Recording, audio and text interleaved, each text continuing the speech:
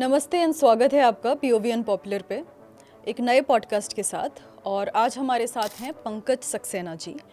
ये भारतीय इतिहास, संस्कृति, हिंदुइज्म, सनातन धर्म इसके विशेषज्ञ हैं। इनको इतना ज्ञान है इस विषय पे कि एक पॉडकास्ट में हम सब कुछ नहीं आपके साथ शेयर कर पाएंगे। बट मैंने आज तक इससे पहले इतनी अच्छी अंडरस्टैंडिंग हिंदुइज्म की, सनातन धर्म की, भारतीय इतिहास की और किसी से नहीं सुनी है। सो मुझे बहुत मज़ा आया और बहुत ऐसा अंडरस्टैंडिंग और बहुत ज्ञान भी मिला। तो होपफुली आप तक भी ये पहुंचेगा इस पॉडकास्ट के through. So enjoy the podcast and जो भी आपके कमेंट्स हैं, जो भी और भी कुछ प्रश्न हैं, तो आप प्लीज़ उसको कमेंट्स में ज़रूर भेजना सो दैट हम नेक्स्ट पॉडकास्ट में उसको भी डिस्कस कर पाएँ।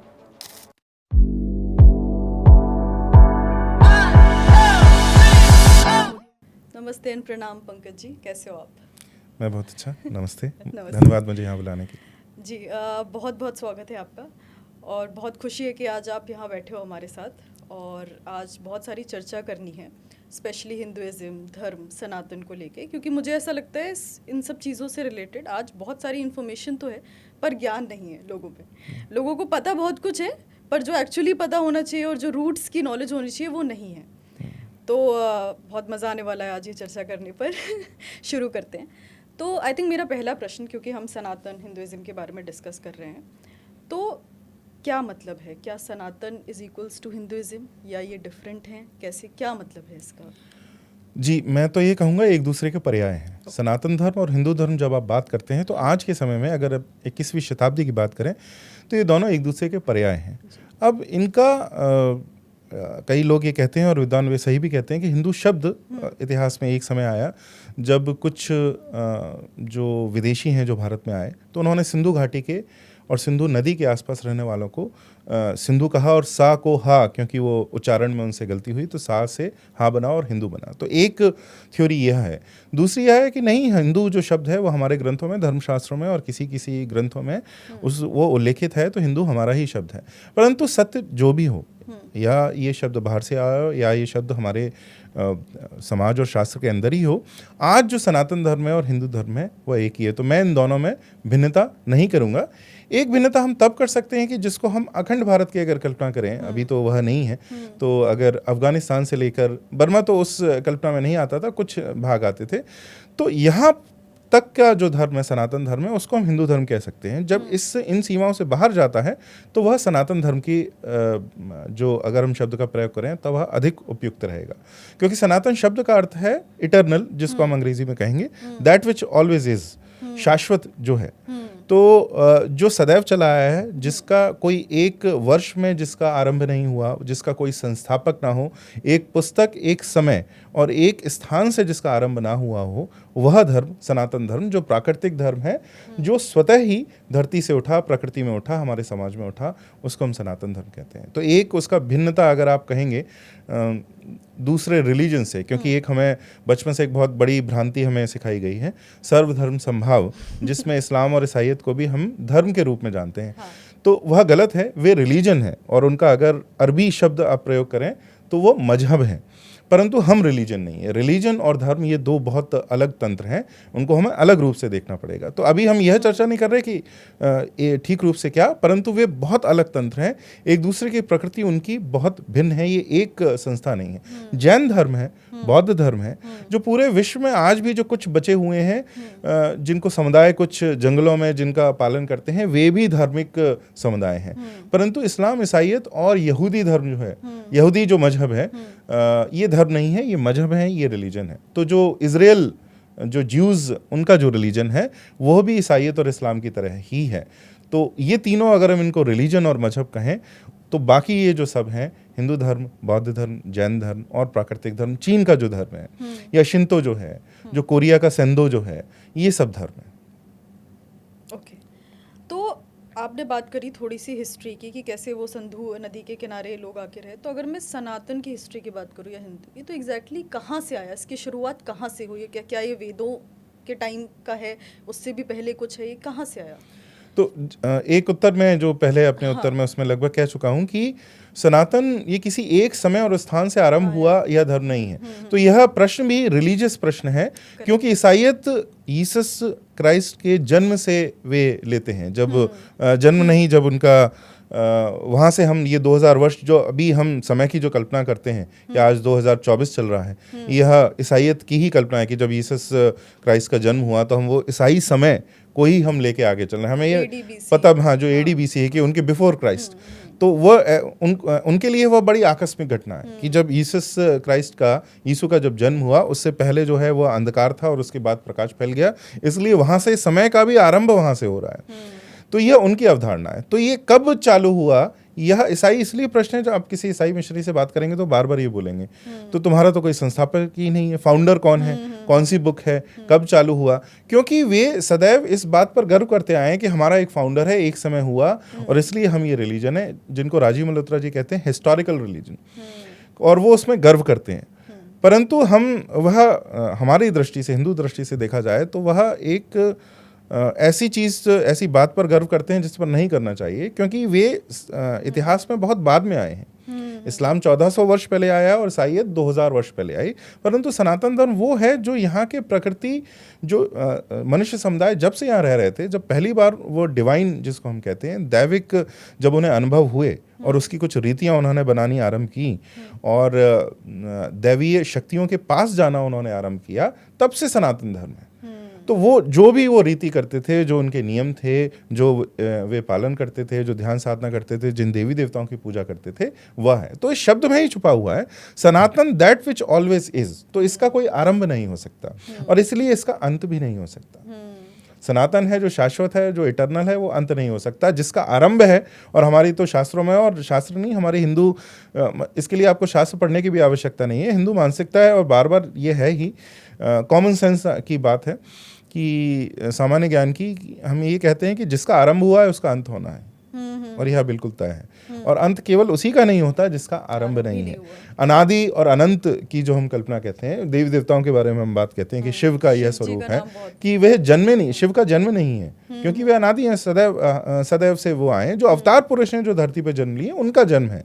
तो श्री राम का जन्म है, श्री कृष्ण का जन्म है, उनका तो जन्मदिन मनाया भी जाता है, जन्मतिथि भी मनाई जाती है, तो वह तो है, उनका तो जन्म है। परंतु जो देवी देवता हैं, वह शिव जैसे देवी देवता, वे अनादि हैं। तो इस रूप से कल्पना है सनातन धर्म वह धर्म जो सदैव से आया है और सदैव ही चलता रहेगा, वह सनातन धर्म है। ठीक है। सो जब हम बात कर रहे हैं सनातन धर्म या हिंदू धर्म, तो धर्म क्या है?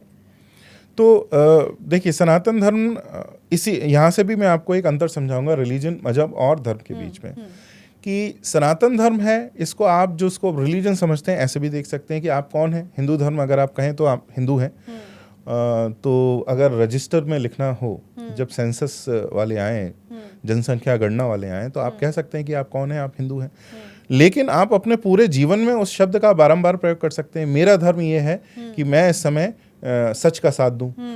अब लेकिन क्या आप इस शब्द का प्रयोग कर सकते हैं, मेरा रिलीजन इस समय ये है कि मैं ठंडा पानी ना पीऊं, मेरा रिलीजन इस समय ये है कि मैं गर्म पानी पीऊं। परंतु आप धर्म शब्द का जब प्रयोग करते हैं तो धर्म शब्द का यह अर्थ निकलता है और उसका इस रूप से प्रयोग कर भी सकते हैं। तो उसका अर्थ क्या है कि एक तो सनातन धर्म है जो सबसे बड़ा धर्म, जो हमारी कह सकते हैं राष्ट्रीय अस्मिता है, आइडेंटिटी जिसको बोलते हैं, राष्ट्रीय पहचान है।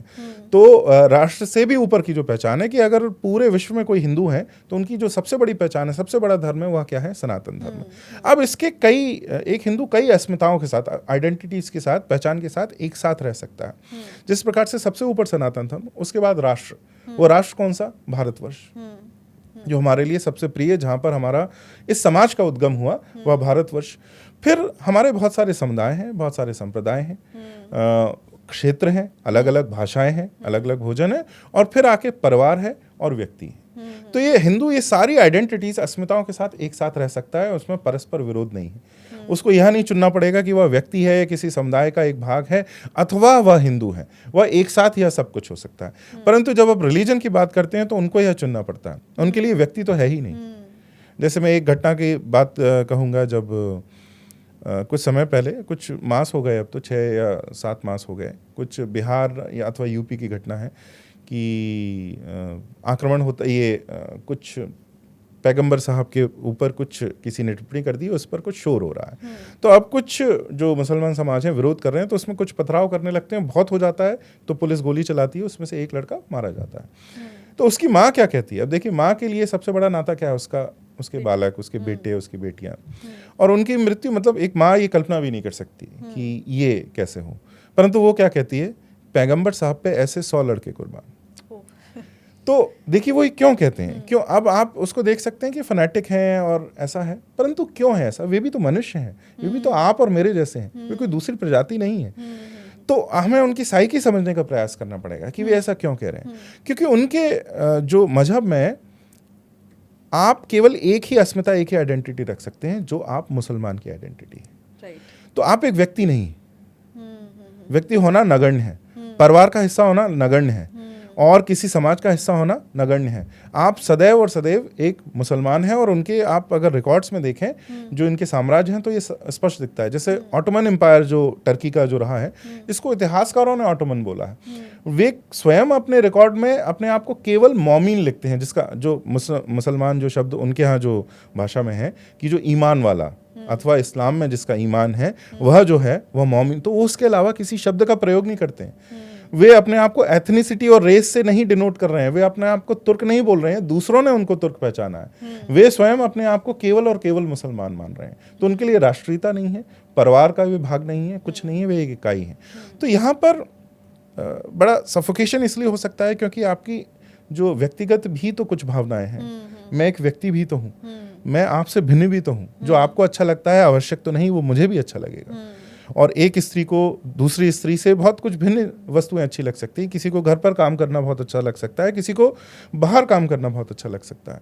तो यह विविधता, सनातन धर्म इन सारी विविधताओं को अपने अंदर समेटे हुए हैं। और हमारे जो अलग अलग जीवन के आयाम हैं, मैं एक व्यक्ति हूँ और परिवार का भाग भी हूँ। आप किसी की बहन होंगे, आप किसी की बेटी होंगे, और आप किसी के और बहुत सारे परस्पर जो समाज में है वह संबंध होंगे। परंतु आपके व्यक्ति होना इन सारे संबंधों के आड़े तो नहीं आ रहा। आप एक साथ ही किसी की बेटी हैं, किसी की बहन है, और एक व्यक्ति भी हैं, आप नूपुर भी हैं, और उसी के साथ आप हिंदू भी हैं, उसी के साथ आप भारत की नागरिक भी हैं, और इनमें कोई लड़ाई नहीं है। ये सब सारी जो अस्मिताएं हैं, आइडेंटिटीज एक दूसरे की पोषक हैं। तो इसलिए हमारे धर्म में स्वधर्म को निर्धारित किया गया कि एक तो सनातन धर्म है जो सबके लिए एक है। फिर आप जिस क्षेत्र में रह रहे हैं तो उस क्षेत्र का धर्म क्या है, जिस समुदाय में रह रहे हैं उस समुदाय का धर्म क्या है, जिस परिवार में रह रहे हैं उस कुल का धर्म क्या है। तो कुल धर्म की, अगर आप महाभारत को पढ़ें और रामायण को पढ़ें तो कुल की चर्चा है। तो आपका कुल धर्म क्या है? कुल देवी, कुल देवता की बात होती है, ग्राम देवी, ग्राम देवता की बात होती है। तो वह हमारे लिए देवता है, दूसरों के लिए कोई और देवता हो सकते हैं। इसका अर्थ ये नहीं कि वे गलत देवता हैं और हमारे सही देवता हैं। वे उनके देवता हैं, ये हमारे कुल देवता हैं, वे उनके कुल देवता हैं। वे उनकी पूजा करते हैं, हम सम्मान करते हैं, पर हम अपने देवता की पूजा करेंगे, आप अपने देवता की पूजा करिए, परंतु हम सबका सम्मान करते हैं। पूजा अर्चना हम वही करेंगे जो हमारे कुल में, हमारे संप्रदाय में, हमारे समुदाय में दिया गया है। तो धर्म क्या है? धर्म ये 7-8 स्तर पर है। व्यक्तिगत धर्म क्या है, परिवार धर्म क्या है, कुल धर्म क्या है, वर्ण धर्म क्या है, जाति धर्म क्या है, क्षेत्र धर्म क्या है, राष्ट्र धर्म क्या है, और सर्वोपरि सनातन धर्म क्या है। तो इतने सारे लेयर्स आप कह सकते हैं, पिरामिड है, इतनी सब श्रेणियां हैं, सोपान है। तो धर्म को जब आप बात करेंगे तो आपके व्यक्तिगत जीवन में आएगा कि अगर आप एक परिवार में हैं तो क्या धर्म है, हाँ, उसमें कुछ अधर्म हो रहा है। जैसे मान लीजिए हमें ये सिखाया जाता है, जो बहुत सही है, कि बड़ों का सम्मान करें, माँ पिता का सम्मान करें, सास ससुर का सम्मान करें। परंतु अगर वह कुछ अधर्म कर रहे हैं, मान लीजिए आप एक घर में हैं और आपके माँ बाप हैं, आपके भाई का विवाह होता है, आपकी भाभी आती हैं, और जिस प्रकार से आपको प्रेम दिया जाता है वह उनको नहीं दिया जाता, जो बहुत आम है हमारे घरों में, हमारे समाज में अब बहुत आम हो गया है।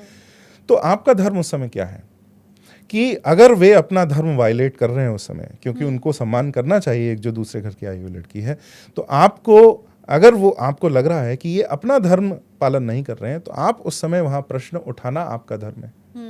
और अगर वे सब सही कर रहे हैं तो आपका धर्म है कि आप उनका पूरा पालन करें। ऐसा भी हो सकता है कि वे सब प्रेम से बात कर रहे हैं और जो नया जो व्यक्ति परिवार में आया है उसको वो प्रेम समझ में नहीं आ रहा, तो आपका धर्म है कि आप उसको समझाएं और अपने माँ बाप का साथ दें। परंतु अगर वे गलत कर रहे हैं तो आपका धर्म बदल जाता है। परंतु रिलीजन कभी बदलेगा नहीं, ये बहुत रिजिड है।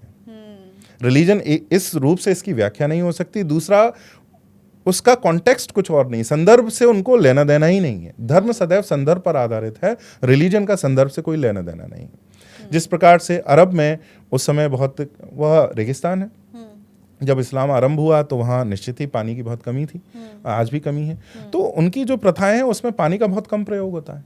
पर भारत में तो ये, अथवा केरल में जो जाएंगे जहाँ 4 महीने झमाझम जो वर्षा हो रही है, वहाँ तो पानी का कोई कमी नहीं है, परंतु वे आज भी वही रीतियां पालन करेंगे जो रेगिस्तान में पालन होती हैं। तो यह संदर्भ निरपेक्षता, संदर्भ से कोई लेना देना ही नहीं है, ये रिलीजन का प्रकृति है। धर्म की प्रकृति क्या है, वह संदर्भ पर आधारित होगा।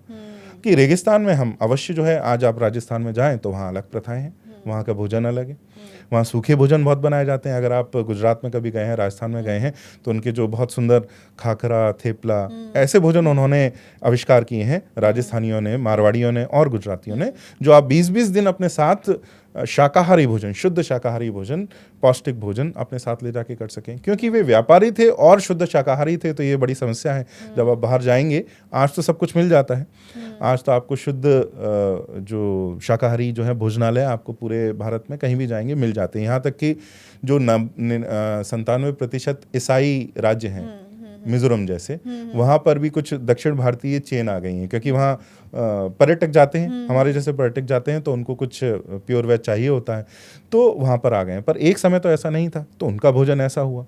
वहीं आप दूसरी ओर जाएंगे, पंजाब में बहुत अलग था, तो पंजाब में बहुत अलग था। जब उड़ीसा में अगर आप जाएंगे, बंगाल में जाएंगे, क्योंकि वहाँ नदी ही सब कुछ दे रही है, इतना जल है, तो वहाँ मछली जो का सेवन है वह बहुत, सब नहीं करते, फिर भी एक समाज का तबका है जो नहीं करता, परंतु मछली का सेवन अगर आप गुजरात की तुलना करेंगे, जबकि गुजरात में भी समुद्र है, परंतु उनकी जो प्रथाएं वो अलग, नदी इतनी नहीं है, तो उनके यहाँ बहुत भोजन और दूसरा हो सकता है। बंगाल में जल चहु और है, तो उसमें मछली बहुत प्रमुख हो जाती है, तो वहाँ मछली का अधिक है, मछली वहाँ खाई जाती है। तो इस प्रकार से अलग अलग हमारे क्षेत्रों के अनुसार हमारे धर्म बने, हम संदर्भ आधारित समाज हैं। इसका अर्थ ये नहीं कि कुछ सार्वभौमिक तत्व नहीं, कुछ यूनिवर्सल एलिमेंट नहीं है। तो इसका अर्थ तो कोई ये भी कह सकता है, जैसे आप एक थॉट एक्सपेरिमेंट करें, तो इसका अर्थ तो ये है कि दो अगर बहुत अलग अलग, कश्मीर एक क्षेत्र है और तमिलनाडु एक क्षेत्र है, तो इन दोनों में के हिंदुओं में कोई समानता ही नहीं होगी, ऐसा नहीं है। हमारे अंदर कुछ समानताएं भी हैं। समानताएं क्या हैं कि कर्म, प्रारब्ध और पुनर्जन्म की जो कल्पना है, ये हमारे लिए बहुत केंद्रीय है।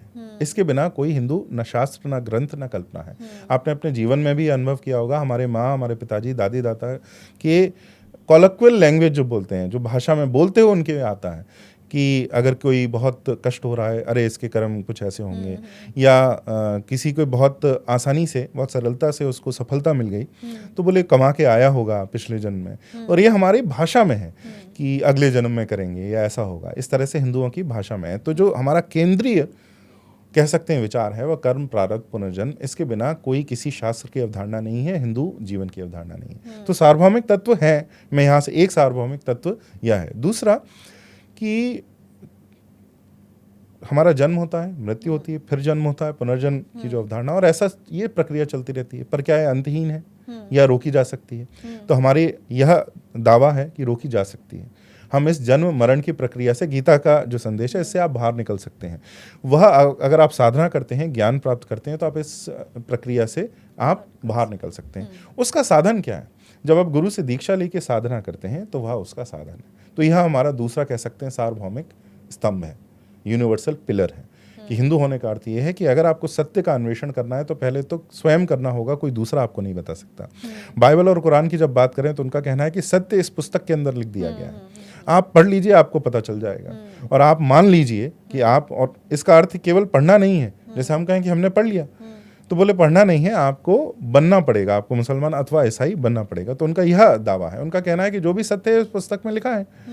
पर हमारा ये कहना है कि सत्य तो किसी मानवीय भाषा में कहा ही नहीं जा सकता, यहाँ तक कि संस्कृत में भी नहीं कहा जा सकता, क्योंकि अब उसके बड़े वो हैं कि भाषा के कई स्तर हैं। परा, पश्यंती, मध्यमा, वैखरी, ये 4 स्तर ऐसे बताए जाते हैं। उपनिषद में यह उन पर व्याख्या हुई है, ये हमारे शास्त्रों में उन पर व्याख्या हुई है। तो जो आप मनुष्य जो भाषा है, संस्कृत इंक्लूडेड, संस्कृत समेत, वह अंतिम स्तर पर आती है, वैखरी पर। हम उसमें बहुत नहीं जाएंगे, पर परा में कोई शब्द नहीं है, कोई इस प्रकार की अनुभूति भी नहीं है, केवल एक होने का अनुभव है।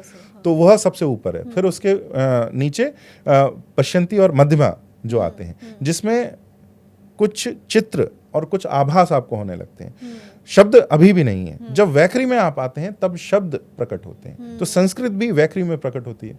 तो उनका ये कहने का यह अर्थ है, यह कहने का एक ढंग भी है कि सत्य की, परम सत्य की व्याख्या बाकी, अब जैसे मैं इस जो जहाँ हम बैठे हैं, इस कुर्सी की, हमारे जो आसपास वातावरण है, इसकी मैं व्याख्या शब्दों में भली भांति कर सकता हूँ, परंतु जो परम सत्य की व्याख्या है, उनका ये कहना है कि ये तो मनुष्य, किसी भी मनुष्य की भाषा में संभव ही नहीं है, यह अनुभव का विषय है। इसलिए ध्यान को इतना हम उसको महत्व देते हैं कि जब आप बैठेंगे, ध्यान करेंगे, तो जो आपको अनुभव होगा वह शब्दों में नहीं बताया जा सकता। तो गुरु आपको पथ बताएगा, परंतु आपको जाना तो खुद स्वयं पड़ेगा।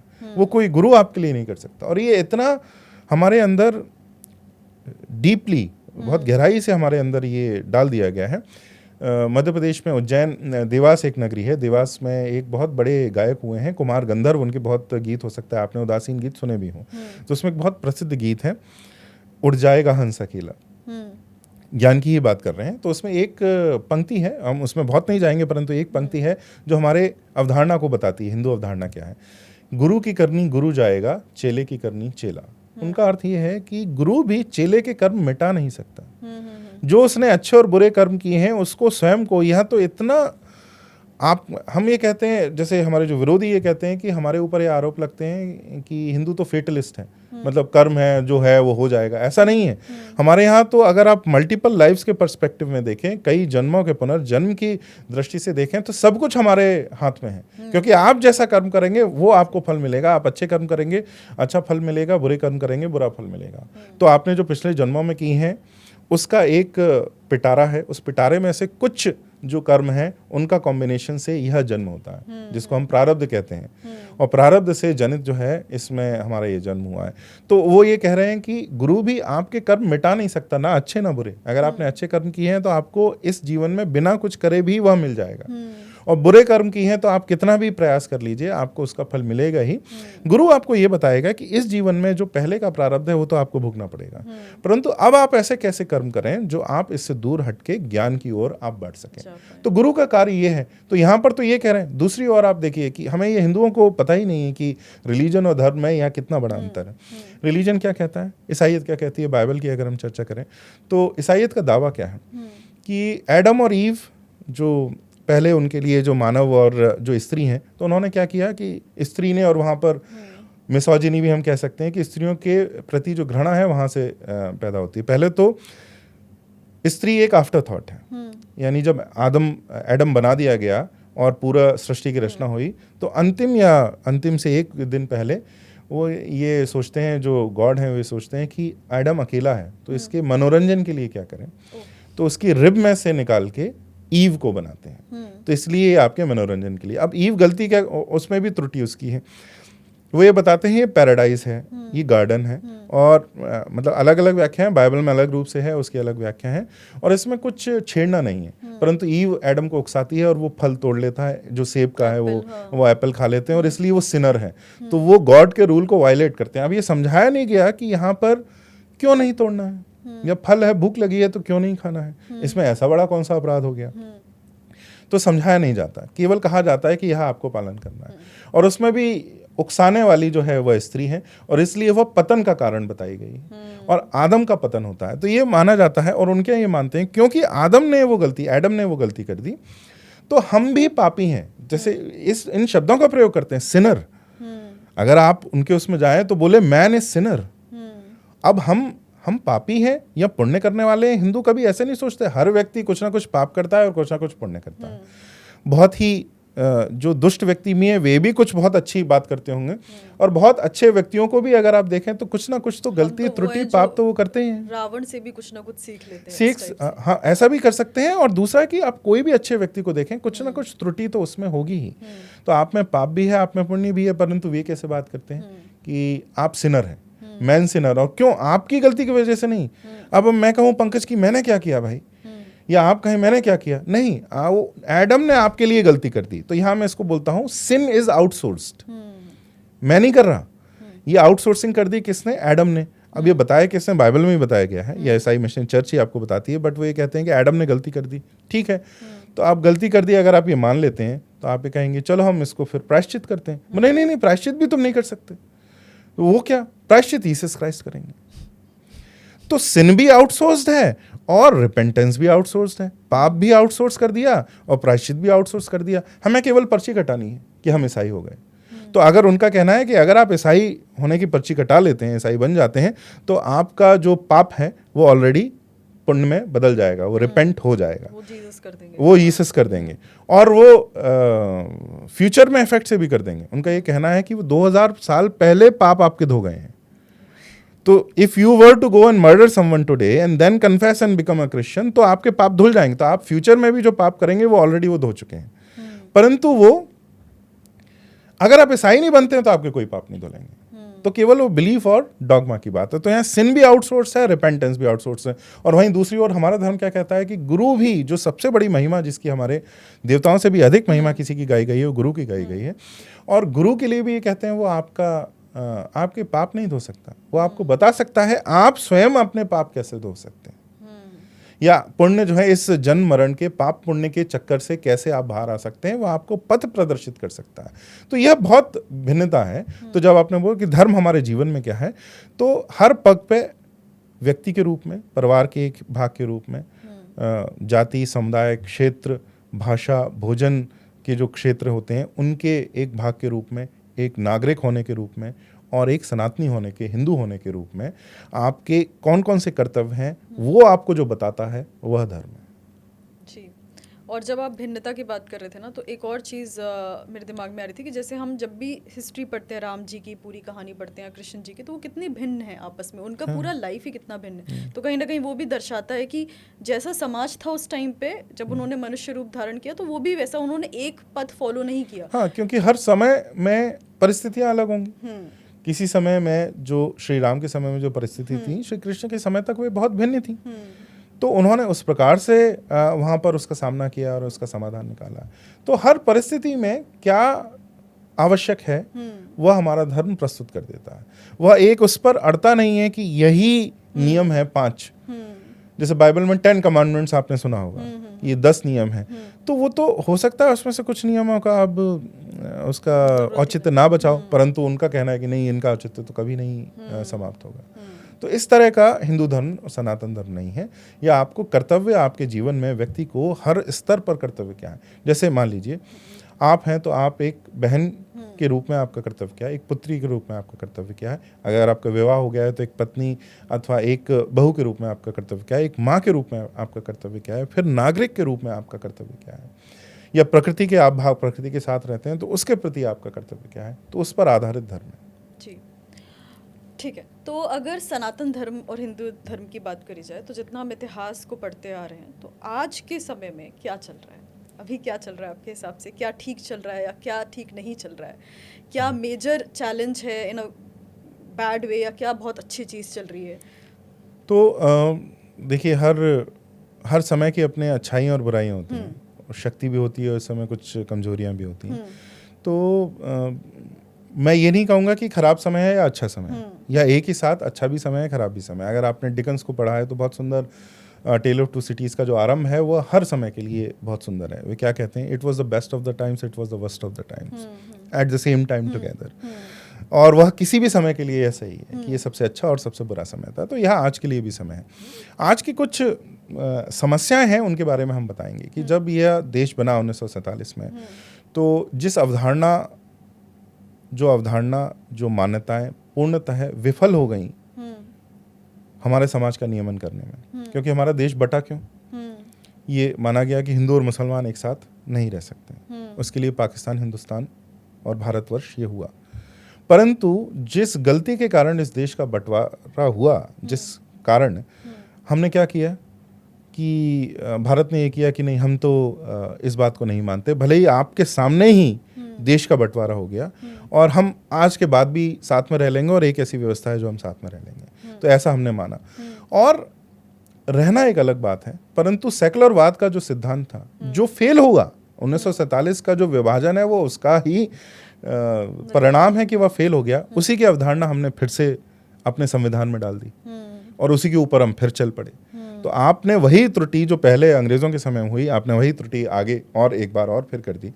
तो जो सबसे बड़ी समस्या इस देश की है और उसके कारण क्या किया, क्योंकि क्या हुआ, देखिए मैं आपको स्वतंत्रता से पहले का एक समय बताता हूँ, एक घटना बताता हूँ कि जब स्वतंत्रता आंदोलन हो रहा था तो ऐसा कहा गया कि नहीं, हम हिंदू मुसलमानों को सबको एक होना पड़ेगा। तो बहुत सारे जो हिंदू नेता थे तो वे यह बड़ा स्वाभाविक है कि हम प्रेरणा कभी काली से, कभी दुर्गा से, कभी विष्णु से, कभी शिव से लें, अपने देवी देवताओं से लें, अपने धर्म से लें, परंतु क्योंकि इस्लाम में यह सब पाप है और इनको डीमन और इनको शैतान बताया जाता है, तो जब ये कहा गया कि हमको मुसलमानों को साथ में लाना है तो उन्होंने कहा तुम तो ये शैतान के पूजक हो और ये सब ऐसा करते हो और हम ये नहीं मानेंगे।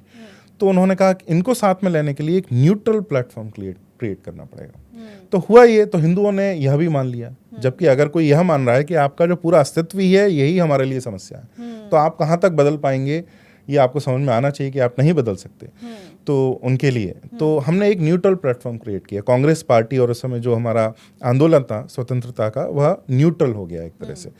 तो उस न्यूट्रल में हिंदुओं ने अपने सामाजिक जीवन से सारे हिंदू चिन्ह हटाने आरंभ कर दिए, जिससे कि मुसलमान या इस्लाम उनको स्वीकार कर ले।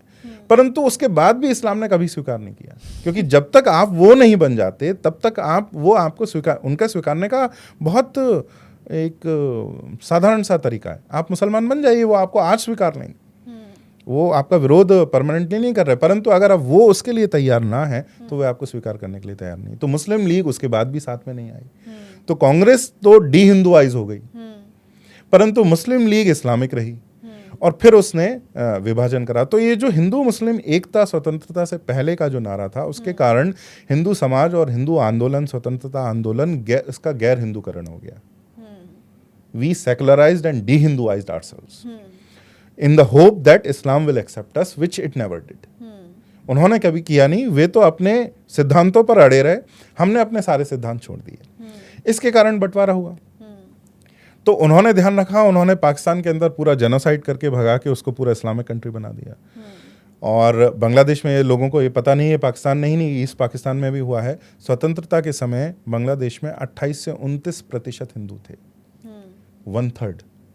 आज 7% है। इस शताब्दी का सबसे बड़ा जेनोसाइड बांग्लादेश के अंदर हुआ है। वे हिंदू सब धीरे धीरे कभी अभी भी चल रहा है, हम जानते हैं। अभी जो जब से ये सरकार गिरी है बांग्लादेश की, शेख हसीना, और उसके बाद यह सब चल रहा है। तो उन्होंने तो अपना पूर्ण इस्लाम के लिए एक टुकड़ा ले लिया, आप फिर से उस सेकुलरवाद के उस पर आ गए। तो जो विचारधारा अभी फेल हुई, आपने फिर वो कर दिया। तो फिर वही प्रश्न आए कि अगर आप समाज में धर्म पढ़ाएंगे तो मुसलमानों को बुरा लगेगा। क्योंकि जब वंदे मातरम आया, जब हमारा राष्ट्र जो गान है वह जनगण मन क्यों है, वो वंदे मातरम होना चाहिए था, वह पहले आया था, क्योंकि वह बंकिम चंद्र जी का है और उसमें देवी की आराधना है बीच में। तो मुसलमानों ने ऑब्जेक्ट किया कि ये तो शैतान की पूजा है, इसमें हम तो नहीं इसको एक्सेप्ट कर सकते। तो वह भाग हटा के उसको छोटा कर दिया गया। बट बोले माता के रूप में आप पूजा कर रहे हैं, ये तो आइडोलेट्री, कुफ्र है, ये तो फिर मूर्ति पूजा है, आपने देश को मूर्ति बना दिया और मूर्ति की पूजा कर रहे हैं। तो उन्होंने वेद वंदे मातरम को नहीं माना। तब फिर आपने जनगण मन जो लिया, तो फिर से वही समस्या आने लगी कि अगर आपको समाज में कुछ भी बनाना है और इनको अकोमोडेट करना है तो आपको हिंदू धर्म वहां से हटाना पड़ेगा। तो हमने संविधान से हिंदू धर्म हटा दिया, हमने सेकुलरवाद अपना लिया। तो आज की सबसे बड़ी जो समस्या है वह यह है कि हिंदुओं को स्वयं को, अपने बच्चों को हिंदू धर्म पढ़ाने का जो है आज्ञा नहीं है, क्योंकि हम ये सोचते हैं कि वो बुरा मान जाएंगे, वो क्या सोचेंगे। और हुआ ये है कि उन्होंने तो अपने हमारे संविधान से सारे अधिकार लेके, माइनॉरिटी राइट्स लेके मदरसे, सरकारी पैसे पे मदरसे बनाए, जिसमें इस्लाम की पूरी शिक्षा आगे जो है अपने बच्चों को दी। तो वे तो मुसलमान बड़े कट्टर बने रहे और हिंदू कम से कम हिंदू होता गया। तो आज हम कहते हैं कि हिंदू जीतते क्यों नहीं, जीतेंगे कहाँ से जब रेस में लड़ेंगे? हिंदू तो है ही नहीं, एक और सेकुलर है और दूसरी ओर मुसलमान। हिंदू इसमें कहाँ है? तो हिंदू बात आएगी बाहर तो तब जब कंटेस्टेंट में से, 2 कंटेस्टेंट्स में से एक हिंदू होगा, एक सेकुलर है, एक मुस्लिम है। तो जीत या तो इस्लाम की होगी अथवा सेकुलरिज्म की होगी, जो उसमें कोई दम है नहीं, तो वो अंत में जीत सामने वाले की ही होगी। तो सबसे बड़ी समस्या ये है हमारी कि हमें धर्म को, अपने बच्चों को धर्म पढ़ाने की आज्ञा नहीं है। आज हिंदू धर्म के बारे में इतनी भ्रांतियां इस कारण से हैं क्योंकि हमारे बच्चों को कुछ पढ़ाया नहीं जाता है। क्या है, ये उनकी त्रुटि नहीं है, वे पूरे बड़े हो जाते हैं, कॉलेज में आ जाते हैं, उनको पता ही नहीं है कि एक हिंदू होने का अर्थ क्या है। मुझे लगा ज़्यादा से ज़्यादा सोशल मीडिया से पढ़ लेते हैं लोग। अब फिर भी सोशल मीडिया आया है तो कुछ उनको, जैसे इस तरह के पॉडकास्ट हैं या कुछ और है, तो कुछ उनको पता चलता है। आज से 20 साल पहले तो यह भी नहीं था। समाज पूरा आपने जब गैर हिंदूकरण कर दिया तो समाज में तो उनको कोई शिक्षा है नहीं, स्कूल में शिक्षा है नहीं, कॉलेज में शिक्षा है नहीं, तो वो माँ बाप जो दे सकते हैं वो देते थे। अच्छा, माँ बाप ने पहली पीढ़ी में दिया क्योंकि उनके जीवन में उनको हिंदू धर्म पढ़ाया गया था। फिर दूसरी पीढ़ी में वो बिल्कुल कम हो गया क्योंकि उनके जो बच्चे बड़े हुए उनको हिंदू धर्म की शिक्षा नहीं मिली, और ऐसी 3 पीढ़ियां आ चुकी हैं। तो आज जो माँ बाप का, जो माता पिता की जो पीढ़ी अभी चल रही है, उसको हिंदू धर्म के बारे में कुछ नहीं पता, तो वो अपने बालकों को, बच्चों को वो क्या सिखाएंगे। तो आज सबसे बड़ी समस्या ये है कि हिंदू बच्चों को हिंदू धर्म के बारे में कुछ भी नहीं पता है। तो हमको संविधान करे या ना करे, राज्य करे या ना करे, हमको यह, समाज को यह करना पड़ेगा कि हमारे बच्चों को हिंदू धर्म के बारे में कुछ मूल बातें पता हों, हम क्या हैं और क्या नहीं हैं, इन दोनों के बारे में पता हो। क्योंकि एक ईसाई मिशनरी जब आता है और आप पर आक्रमण करता है, वो एक इंडिविजुअल को चुनेगा। जैसे मान लीजिए कोई एक लड़की है जो who is going through a breakup, और उस समय बहुत वल्नरेबल है, उसकी जो भावनाएं हैं वो बड़ी आहत हैं, वे उस समय उसके पास आएंगी कि तुम इस समय चर्च जाओ, तुम्हें शांति मिलेगी। फिर धीरे धीरे, हाँ, कैंडल्स जलाओ, फिर आप यीशस तुमसे प्रेम करते हैं। और मैं तो कहता हूँ कि जैसे जब वो ये बोलते हैं यीशस तुमसे प्रेम करते हैं, और मैं कहता हूँ भाई मैं नहीं करता भाई, और अगर मैं नहीं करता हूँ और सामने वाला कोई फिर भी कर रहा है तो दिस इज स्टॉकिंग। कि आप अगर समाज में जाएंगे और आप कहेंगे, कोई लड़का आपसे कहता है कि मैं तुमसे प्रेम करता हूँ, बोले मैं नहीं करती भाई, पीछा छोड़ दो, वो कहते हैं मैं तो करता हूँ, तो यह स्टॉकिंग है और आप कोर्ट से स्टे ऑर्डर ले आएंगे। परंतु जब रिलीजन की बात आती है तो ये सब सही कैसे हो जाता है, मुझे बड़ा आश्चर्य की बात है कि हम अगर प्रेम नहीं करना चाहते, हमें आपसे कोई समस्या नहीं है, आप अपना जो आपसे प्रेम करे आप करिए, पर हम आपसे प्रेम नहीं करना चाहते, लेकिन फिर भी जबरदस्ती है। तो जब ऐसे ईसाई मिशनरी उस बच्ची के पास जाएंगे तो उसके पास बचाने के लिए कुछ है ही नहीं। वे उससे, मैं अभी आंध्र में गया तो एक जो कन्वर्टेड एक लड़की थी, बहुत बहुत सभ्य सुशील, वैसे अगर आप देखें बहुत ही प्यारी बच्ची थी, 20-21 साल की होगी। तो लव जिहाद केवल इस्लाम में नहीं होता, वो ईसाइयत में भी होता है। तो वो, उसका क्या हुआ, ब्राह्मण घर से थी वो, और उसका बॉयफ्रेंड क्रिश्चियन होगा, तो उसको अभी कुछ 6 महीने 1 साल पहले उसको कन्वर्ट कर लिया, और वो अपने परिवार की पहली ईसाई है वो। तो अब उसके मन में इतनी घृणा हिंदू धर्म के प्रति भर दी, वैसे वो इतनी प्यारी बच्ची, और जैसे ही इसकी बात आई तो कहते हैं तो तुम तो इतने देवताओं की क्या पूजा करने की आवश्यकता।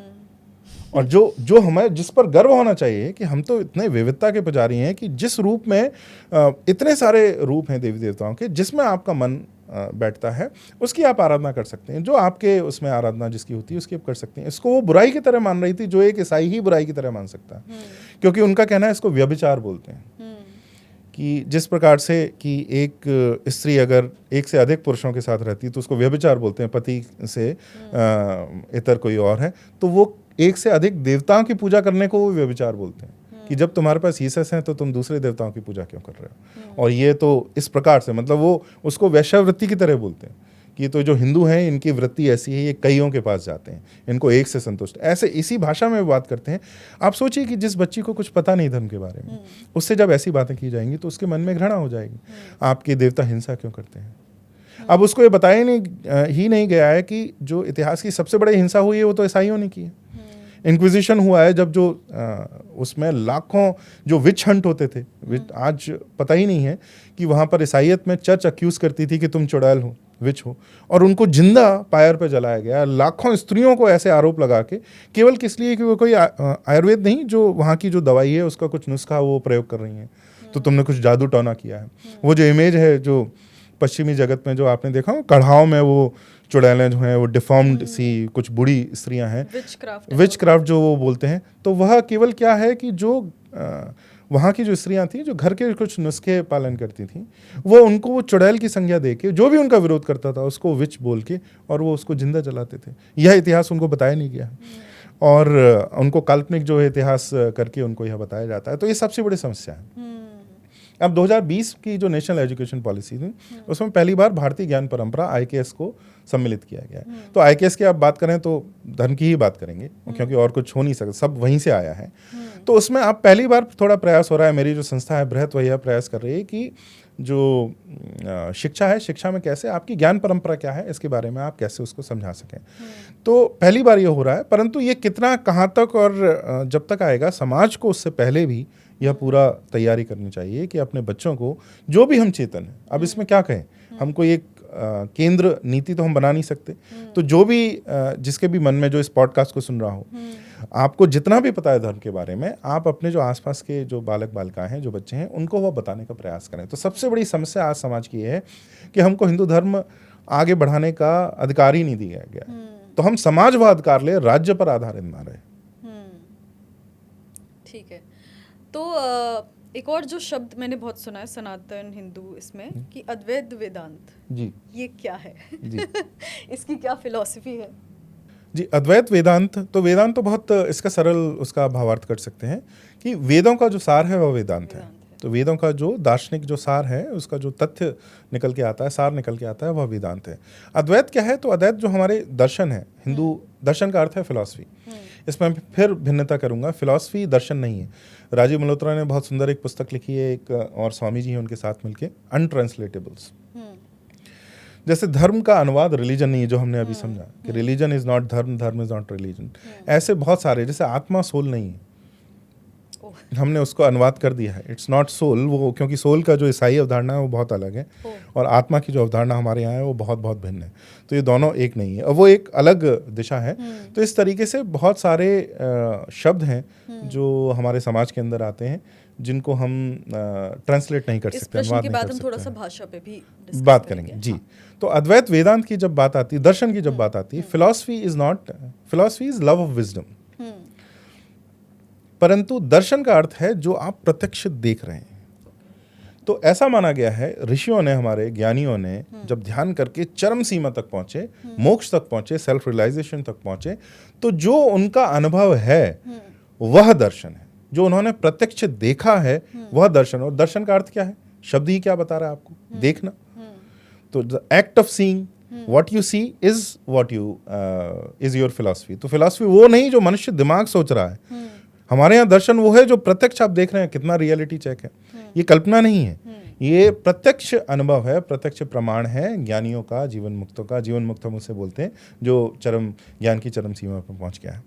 तो वो जो दर्शन है, अब उस एक तो वृहत हिंदू दर्शन है और दूसरा है कि उसके कई भाग हम कर देते हैं, कई भिन्न भिन्न दर्शन है। तो अद्वैत वेदांत जो है वह सबसे प्रसिद्ध और कह सकते हैं कि प्रमुख दर्शन है सनातन धर्म का। तो उसकी अवधारणा ये है कि जो बिल्कुल रिलीजन की दृष्टि से सिन है, अद्वैत वेदांत की दृष्टि में सोचना भी उनकी दृष्टि से सिन है, पाप है। हम ये कहते हैं कि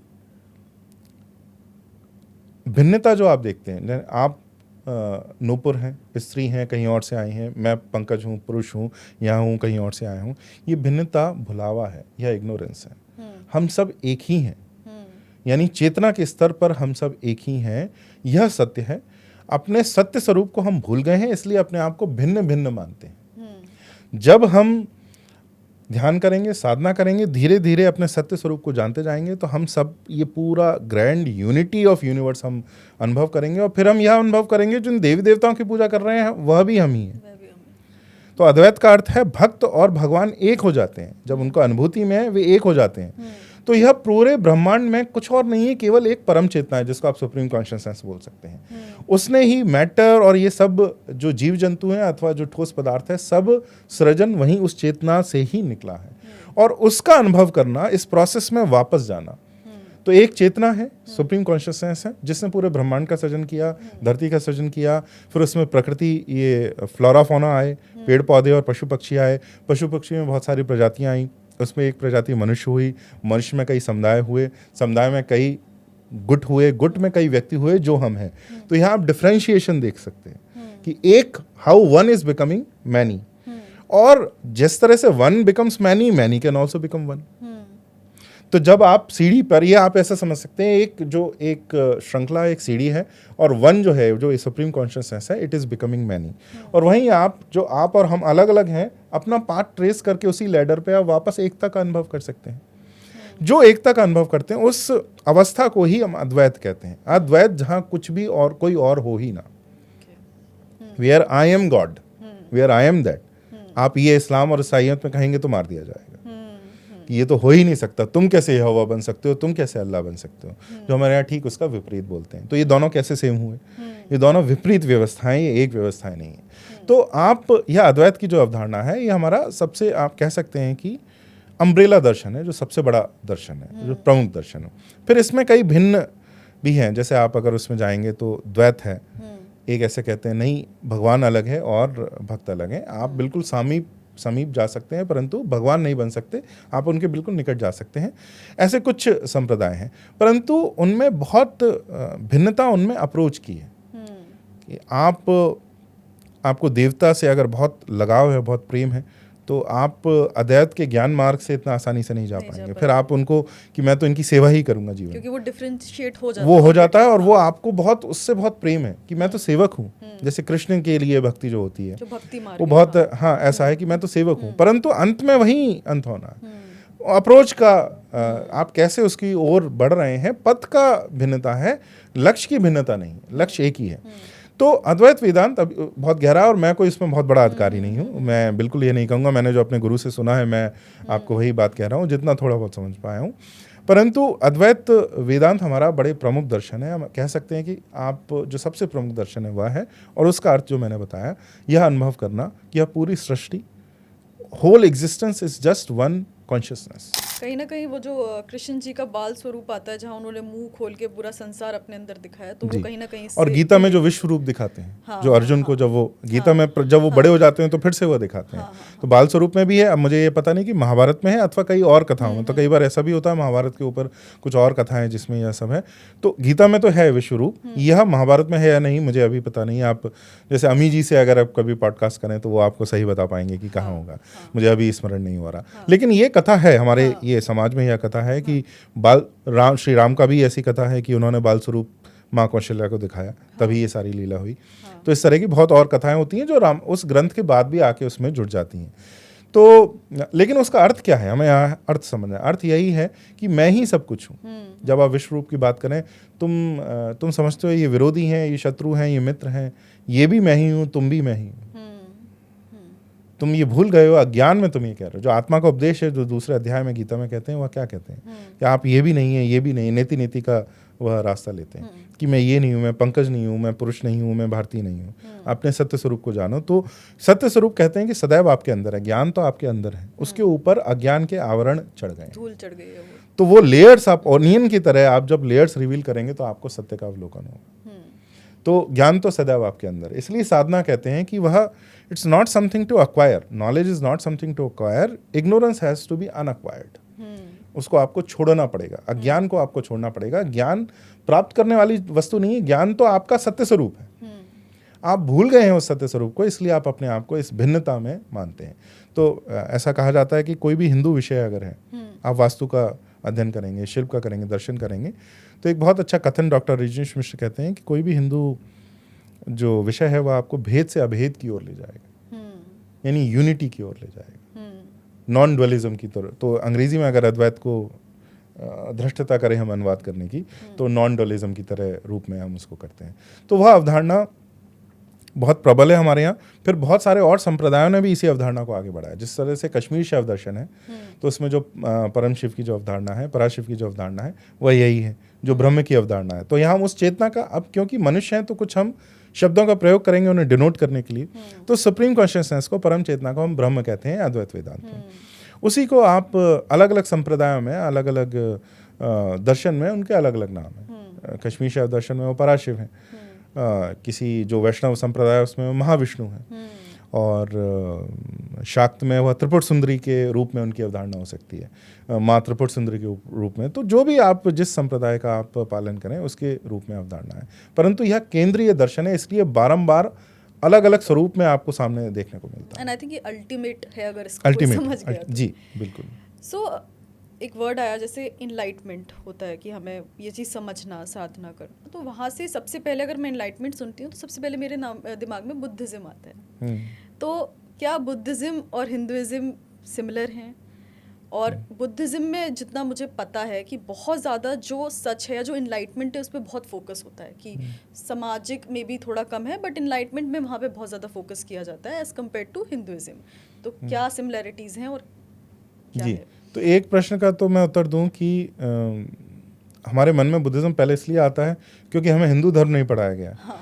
परंतु वेस्ट में, पश्चिम में बुद्धिज़्म बहुत पॉपुलर हो गया, प्रचलित हो गया पिछले कुछ 50-60 वर्षों में। हाँ। तो बुद्धिज़्म इज़ नाउ कूल। तो वो बुद्धा हैं जो, और बुद्धिस्ट जो क्योंकि तिब्बतन बुद्धिज़्म आने के बाद भी लामाज, सुंदर ड्रेसेस, हाँ। कलरफुल पैगोडाज, हाँ। ब्यूटीफुल आर्किटेक्चर, हिमालयन फ्लैग्स, वो प्रेयर व्हील्स और वो सब, it became cool, hip and cool. तो इसके कारण वो, उसका जो मार्केट वैल्यू है वो बढ़ गया। आप इस तरह से देख सकते हैं। तो पहला वो इस कारण से आता है। जो भी बौद्ध धर्म कह रहा है वह सनातन धर्म के अंदर उपलब्ध है। जो इनलाइटनमेंट की बात करते हैं यानी मुक्ति की बात करते हैं, वह निर्वाण कहते हैं, हम मोक्ष कहते हैं। तो मोक्ष तो हमारे यहाँ पहले अवधारणा है, उसी को उन्होंने निर्वाण कहा है। तो क्या ये सिमिलर है? उसमें समाज के स्तर पर बिल्कुल सिमिलर नहीं है, क्योंकि उनके यहाँ समाज की अवधारणा ही नहीं है। वो केवल मंक्स को एड्रेस कर रहे हैं। सनातन धर्म ने कभी ये नहीं किया। सनातन धर्म ने कहा कि जहाँ एक और पूरा समाज मोक्ष परक हो, मोक्ष की ओर अग्रसर हो, उसका अर्थ ये नहीं है कि सभी एक ही जन्म में मोक्ष पालेंगे या पा सकते हैं। तो आप समाज तो ऐसा बनाइए, पर मोक्ष का ज्ञान समझने वाले 0.001% ही होंगे। आप एक मठ में बहुत लाखों भिक्षुओं को भर के उनको ज्ञान करा दें जबरदस्ती, यह संभव नहीं है। तो समाज के लिए अलग व्यवस्था है कि आप तीर्थ स्थल पर जाइए, रीतियों का पालन कीजिए, नियमों का पालन कीजिए, अगरबत्ती लगाइए, मंत्र जप कीजिए, ध्यान और बाकी सब साधना जो कीजिए। तो उनके लिए यह सारे, अगर आप गृहस्थ हैं, आप ध्यान नहीं कर पा रहे हैं, तो आप एक रोज सुबह एक कुछ पूजा अर्चना कीजिए, संध्या कीजिए। इस तरह की सारी रीतियां हैं जो आपको इस पथ पर आगे बढ़ाता रहेगा। और अंत में आपका जन्म धीरे धीरे, एक जन्म के बाद दूसरे जब कई जन्म होंगे, तो आप उस पथ पर और आगे बढ़ते रहेंगे। ये सारी रीतियां उसमें सहायक हैं। परंतु कुछ ऐसे भी होंगे जिनको जन्म की ज्ञान की आकांक्षा इस जन्म में ही इतनी तीव्र है और उनका चित्त इतना शुद्ध हो चुका है, पिछले जन्मों में उन्होंने इतनी साधना कर चुके हैं कि इस जन्म में they are prime to get self realisation. वो मोक्ष पाने के बिल्कुल निकट आ चुके हैं। तो देखिए, हमने पुनर्जन्म की जब बात की, पुनर्जन्म क्यों महत्वपूर्ण है? हमारे यहाँ ज्ञान और विद्या की अवधारणा क्या है? ये कई जन्मों तक चलती है। जो ऐसा विद्या और अविद्या की एक बड़ी सुंदर परिभाषा मेरे गुरु करते थे। वो ये करते थे कि विद्या वह है जो इस शरीर की मृत्यु के, अविद्या वह है जो इस शरीर की मृत्यु के साथ समाप्त हो जाए। जैसे मैं जो इतिहास जानता हूँ या ये गलियों के बारे में जो जानता हूँ, अगर मैं अभी जाऊँ और मेरी मृत्यु हो जाए तो ये सब मेरे शरीर के साथ समाप्त हो जाएगा। और जो भी मटेरियलिस्टिक वस्तुएं हैं, जो भी वो हम पीछे छोड़, वो तो पीछे ही छोड़ देंगे। ज्ञान भी चला जाएगा। कौन सा विद्या, जैसे इतिहास और भूगोल, ये सब चला, विज्ञान भी चला जाएगा। परंतु जो आपने ध्यान साधना की है, ये अगले जन्म में जहां आपने छोड़ा है वहीं से आप आरंभ करेंगे। और तो वह विद्या है। विद्या वह है जो मृत्यु उपरांत भी कंटिन्यू रहती है। अविद्या वो है जो शरीर की मृत्यु के साथ रुक जाती है। तो अब हमने ये क्यों बातचीत की, जो हम बात कर रहे थे कि बौद्ध धर्म और हमारे अंदर क्या अंतर है। और ये तो कुछ ऐसे होंगे 0.0001% जो अपने पूर्व जन्मों में साधना में इतने आगे आ चुके हैं कि इस जन्म में उन्हें मोक्ष मिल जाएगा। परंतु ये बहुत ही कम हो। उनके लिए जो बौद्ध धर्म में ज्ञान है वो सही, वो समझ जाएंगे। वैसा ही ज्ञान हमारे उपनिषदों में भी है। तो उसके लिए भी बौद्ध धर्म में जाने की आवश्यकता नहीं है। आप पढ़ते हैं तो हमारे यहाँ तो उनको अवतार माना गया है, उसमें कोई समस्या नहीं है। उनसे आप प्रेरणा लेते हैं, कोई समस्या नहीं है। परंतु वो सारी अवधारणा उपनिषदों के अंदर है। जो बौद्ध धर्म का, जो बुद्ध ने ज्ञान बताया है, वो सारा ज्ञान उपनिषदों के अंदर है। बुद्ध को ज्ञानी अगर कहा जाता है, महापरिनिर्वाण जो बोलते हैं, वह हर ज्ञानी को होता है। तो बौद्ध अब उसको ऐसे प्रस्तुत करते हैं जैसे बड़ी आकस्मिक घटना हुई, बुद्ध को पहली बार ज्ञान हुआ किसी को, ऐसा नहीं है।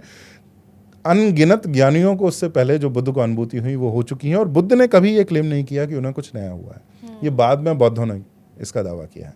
बुद्ध यही कहते हैं कि वो जो परंपरा में चले आ रहे हैं, जिस प्रकार से और लोगों को ज्ञान होता है, उन्हें भी ज्ञान हुआ है। तो ज्ञान की जो सीधे ज्ञान इस जीवन में ले सकते हैं या बहुत निकट वो ज्ञान के आ चुके हैं, एक दो जीवन में निकट आ चुके हैं, उनके लिए बौद्ध धर्म समझ में आता है। बाकियों के लिए वह ना समझ में आएगा, ना उससे उनको कुछ लाभ होगा। उनके लिए सनातन धर्म सारी व्यवस्था करता है। सनातन धर्म इतना कंपैशनेट है, आप जिस स्तर पर हैं वहां से वह आपको आरंभ करा सकता है। अगर मेरे जीवन में अभी 5 मिनट आराधना करने का ही समय है, इतना ही मैं कर सकता हूँ, उसके लिए भी उनके पास कुछ ना कुछ उपाय है। वे उसको ये नहीं कहेंगे जाओ तुम हिंदू नहीं हो या तुम तो हिंदू बन ही नहीं सकते। वे उसको भी केवल आपने ये इच्छा की और श्रद्धा जताई कि मुझे बताइए, मेरे पास 5 मिनट का समय है, 2 मिनट का समय दिन में है, या मैं 100 रुपए दान कर सकता हूँ, तो क्या यह धर्म होगा या क्या मैं इस व्यवस्था के अंदर आ सकता हूँ? सनातन धर्म कहता है हाँ, वहाँ से आरंभ करेंगे। और अगर आप बहुत ऊंचे स्तर से हैं तो बहुत ऊंचे स्तर का भी ज्ञान आपको देने के लिए उपनिषद हैं, वेद हैं, पुराणों की बहुत सारी कथाएं हैं और सीधे ज्ञानी हैं। तो ये दोनों स्तर उसके साथ में है।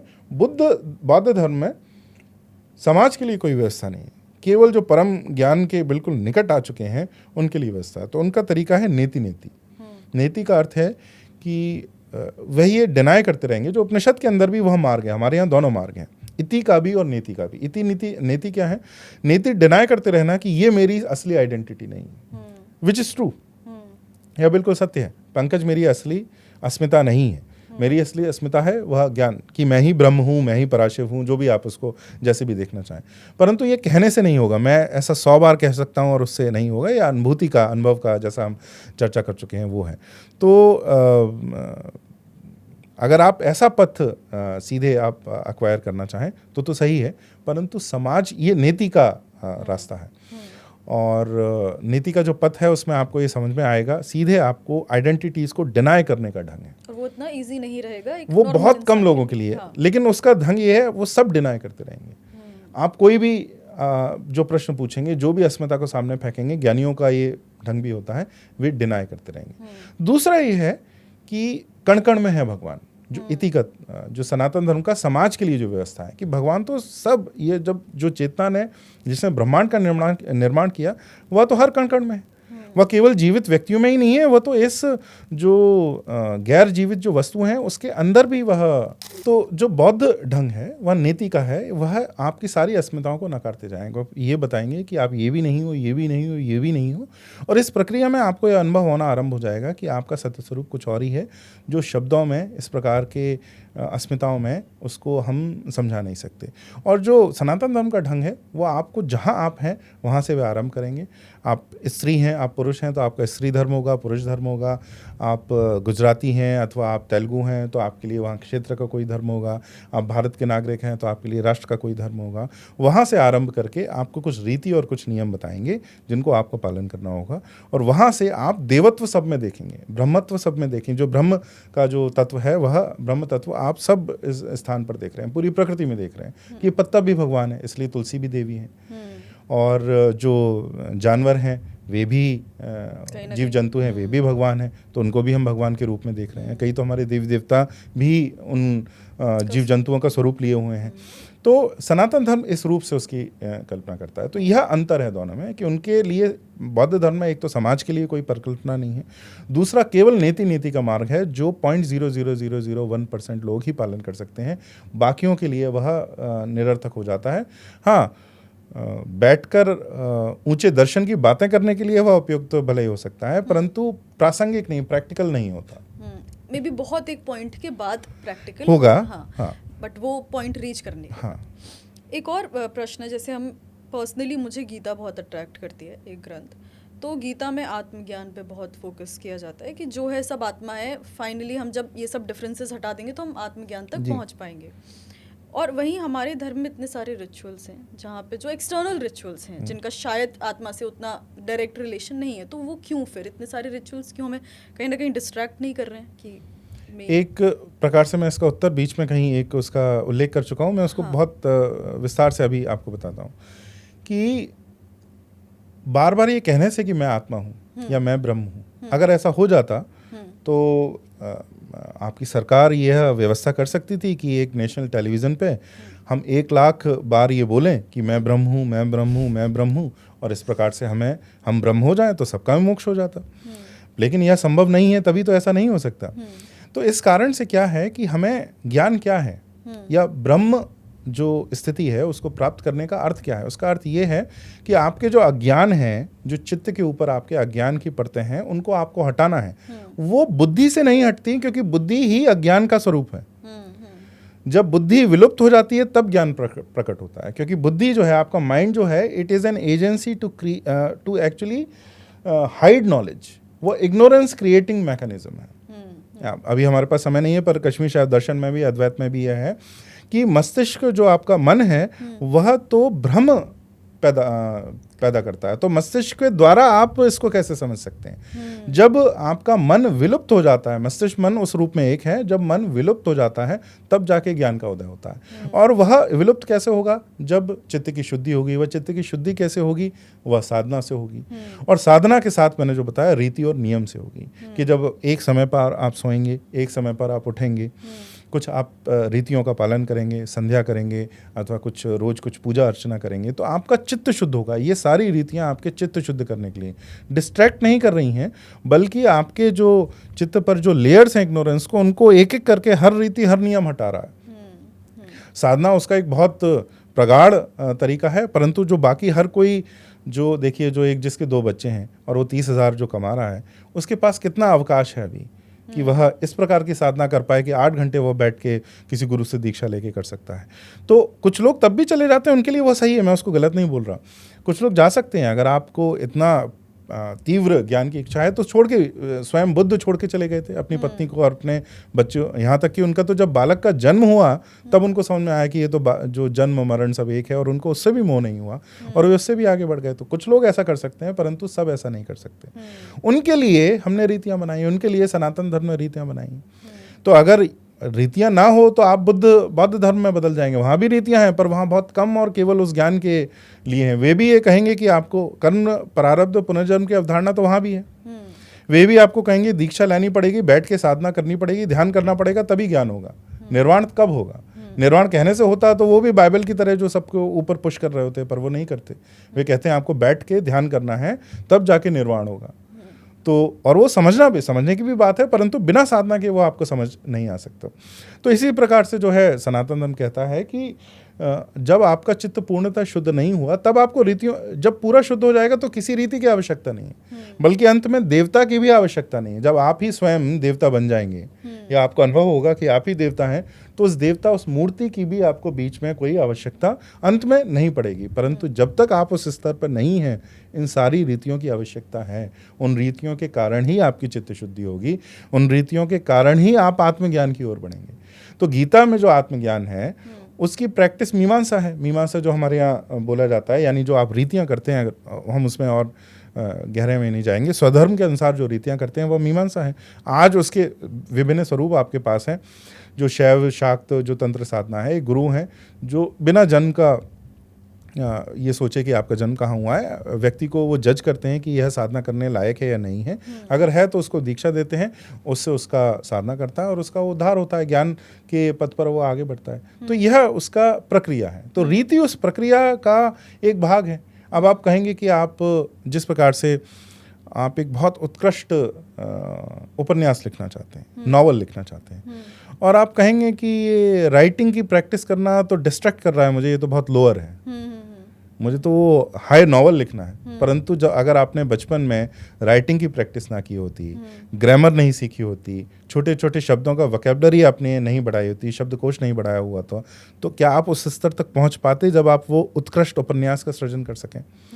तो आप उस उत्कृष्ट उपन्यास के सृजन को की कल्पना तो कर रहे हैं, परंतु उसके बीच में जो सीढ़ियां हैं वह नहीं आप चढ़ना चाह रहे। तो रीतियां उनके बीच की सीढ़ियां हैं। पर मेरे को कभी कभी ऐसा भी लगता है कि कुछ लोग या बहुत सारे लोग इसी में उलझे रह जाते हैं। हाँ, तो उसके लिए भी हमारे शास्त्रों में, ग्रंथों में बार बार यह आदेश है कि उलझे नहीं रहना है। मतलब उनको लगता है कि उन्होंने ये कर लिया, जो भी रीति, छोटा जो भी अगरबत्ती लगा ले, जो भी कर लिया, दैट इज ऑल। मतलब वो उससे आगे नहीं बढ़ना चाहते हैं। जी, तो उसमें एक तो कई जन्मों का पर्सपेक्टिव है। वे भले ही इस जीवन में ये सोचे हमें आगे नहीं बढ़ना है, परंतु अगर वह नियम रीति बहुत अच्छे से पालन कर रहे हैं तो अगले जन्म में उनके मन में यह इच्छा प्रकट होगी कि मुझे अब आगे बढ़ना है। हो सकता है इस जन्म में उनका प्रारब्ध ना हो आगे जाने का, अगले जन्म में उनका प्रारब्ध होगा आगे जाने का। दूसरा कि अगर आप रीति को ही अंत मान लेंगे और उससे आगे कुछ नहीं, जैसे कुछ लोग ये कहने लगे कि मोक्ष की आवश्यकता क्या है, बस ये रीतियाँ करते रहो, यही कर्तव्य है, तो उसकी हमारे शास्त्रों में बार बार डांट लगाई और उसके लिए विरोध भी किया गया है कि नहीं, ये रीतियां का एक कारण है, ये सारे रीति नियम ज्ञान के लिए हैं, आत्मज्ञान के लिए हैं, अंत में वे आपको उस ओर जो है मोड़ेंगे, तो उसके लिए सावधान भी किया गया। मतलब सीढ़ियां हैं, एक चढ़ ली तो वहीं नहीं रहना है, उसके ऊपर जाते जाना है। ऐसा भी होता है जब आप तंत्र साधना में कि बीच में और हर साधना में आपको शक्तियाँ आती हैं, अब मैं उसमें और नहीं जाऊंगा, परंतु यह है कि आपको कई सिद्धियाँ होती हैं। होता है सही में। हाँ, वह बिल्कुल होता है। और जो कोई वेदांत गुरु आपके हैं, और वेदांत की, मैं केवल संप्रदाय की बात नहीं कर रहा, पर अगर सही गुरु आपके हैं तो वे आपको बारंबार यह वार्न करेंगे कि उन सिद्धियों पर रुकना नहीं, वह निरर्थक हैं, वो बीच में आएंगी। जिस प्रकार से इस जीवन में अगर मैं एक बड़ा बंगला खरीद लेता हूँ और बड़ी गाड़ी खरीद लेता हूँ, तो ज्ञान के लिए जिस प्रकार से वह निरर्थक है, उतनी ही निरर्थक वे सिद्धियाँ हैं। तो ये कहा जाता है आप उनको अनदेखा करते हुए आगे बढ़ें, आगे बढ़ें, आगे बढ़ें, जब तक ज्ञान पर ना पहुंच जाएं, आप उन सिद्धियों में ना अटक जाएं। उन सिद्धियों का जो ऋषि हैं वो किसी रूप में प्रयोग करते हैं, अच्छे रूप में प्रयोग करते हैं, पर उस प्रयोग करने के लिए सबसे पहले आपको ऊपर जाना पड़ेगा, फिर आप जो नीचे की रीतियां हैं उनको सही रूप में प्रयोग कर सकेंगे। पर आप सबसे ऊपर पहुंचने से पहले ही रुक गए तो आपको पता ही नहीं है कि चरम ज्ञान क्या है, परम चेतना क्या है, या वो सबसे ऊपर वाला माला कौन सा है, वहां से आपने देखा ही नहीं है दृश्य, तो आपको लगेगा यही सत्य है और आप उसमें अटक जाएंगे, जो सबसे ऊंचा वाला सत्य नहीं है। इसलिए कहा जाता है कि उसमें भी नहीं रुकना है। तो ये सीढ़ियां हैं, सीढ़ियों की तरह प्रयोग करो और आगे बढ़ते जाओ, यह ध्येय है। ठीक है। एक और प्रश्न है जो थोड़ा सा इससे अलग है, बट इट्स लाइक अगर मैं कंट्री लेवल पे बात करूं, लेट्स से इंडिया एक कंट्री है जहाँ पे रिलीजियस हैं लोग या धर्म को महत्व दिया जाता है, वहीं मैं कंपेयर कर लूँ एक कंट्री फॉर एग्जांपल चाइना से, जहाँ पे मे बी लोग एथीस्ट ज़्यादा हैं, नहीं ज़्यादा मानते धर्म को। तो एक कंट्री के पर्सपेक्टिव से धर्म कितना इम्पोर्टेंट है? बिकॉज अगर चाइना एक एथीस्ट कंट्री भी है लेट्स से, तब भी वो काफ़ी डेवलपमेंट कर रही है, प्रोग्रेस कर रही है, अच्छा कर रही है अपने उससे, एंड इंडिया में भी अभी स्टिल डेवलपिंग है, जो भी रीजंस रहे हैं, बट धर्म को महत्व दिया जा रहा है, तो उस पर्सपेक्टिव से कितना इम्पोर्टेंट है? तो देखिए, इसमें पुरुषार्थ की हम बात करते हैं, धर्म अर्थ काम मोक्ष। हाँ। तो जो धन की आप बात कर रहे हैं कि मटेरियल प्रॉस्पेरिटी जो है, हाँ, जो हमें समृद्धि है और जो वस्तु की समृद्धि है, तो चीन उसमें बहुत आगे चला गया है, जबकि वे पार्टी नास्तिक है। हाँ। तो ऐसा क्यों है? और तो मतलब प्रश्न ये है कि ये तो इससे तो वह अच्छा है। तो अर्थ और काम तो अमेरिका भी बहुत अच्छे से साध रहा है। प्लेजर की परसूट है, काम की साधन है और अर्थ का साधन है, मतलब शक्ति है, धन है और आनंद है। आनंद नहीं कहना चाहिए, मज़ा है। तो वो जो उसकी तो वो बहुत अच्छे से कर रहे हैं और बहुत हर प्रकार के मज़े और हर प्रकार का धन और हर प्रकार की शक्ति वहाँ पर उपलब्ध है। तो हमारे यहाँ लेकिन इसको ही चरम और इसको ही परम लक्ष्य नहीं माना है। जो पुरुषार्थ साधन है, 4 हैं पुरुषार्थ, अर्थ और काम 2 हैं, बाकी जो 2 पुरुषार्थ हैं वह धर्म है और मोक्ष है। कि धर्म संगत अर्थ और काम जब होगा तो वो आपको मोक्ष की ओर मोड़ेगा, और धर्म संगत नहीं है तो वो मोक्ष से परे ले जाएगा, उसमें बैलेंस नहीं होगा। तो बैलेंस को, उसका कारण क्या है? आप देखिए, पश्चिम की सभ्यता इतनी मटेरियल प्रॉस्पेरिटी तो उन्होंने अचीव कर ली, प्राप्त कर ली, परंतु आज इकोलॉजी के लेवल पे क्या हो रहा है? प्रकृति का कितना विनाश हो रहा है। और वह अगर इसी तरह धरती यह चलती रही तो संपूर्ण विनाश भी बहुत दूर नहीं है। पर प्रकृति का विनाश तो कहीं ना कहीं हमारे यहाँ भी हो रहा है। तो वो क्योंकि हम अपने उस धर्म अर्थ जो पुरुषार्थ साधन है उसके ऊपर हम चल ही नहीं रहे।